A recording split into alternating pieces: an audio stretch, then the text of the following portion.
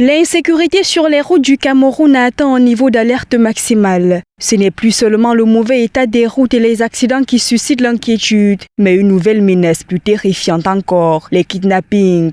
Le 13 août dernier, un bus d'une agence de voyage de la place a été attaqué sur la nationale numéro 1. 16 passagers ont été enlevés, dont 5 enfants d'une même famille. Les ravisseurs non identifiés réclament une rançon de 50 millions de francs CFA pour la libération des otages. Selon les informations non confirmées, l'un des enfants aurait déjà été tué. Face à ce drame, la classe politique camerounaise s'indigne. Maurice Kamto, dans une lettre datée du 12 août dernier, a exprimé sa solidarité envers les familles, tout en dénonçant le silence du gouvernement. Cabral Libi, candidat du PCRN à la prochaine élection présidentielle, a également lancé un appel poignant. Quant à Issati Roma Bakari, ancien ministre, il a choisi d'agir personnellement en envoyant un émissaire auprès de la mère des enfants enlevés à Yaoundé avant de la contacter directement pour lui témoigner son soutien. Cependant, au-delà de ces prises de position individuelles, le silence du gouvernement camerounais reste assourdissant.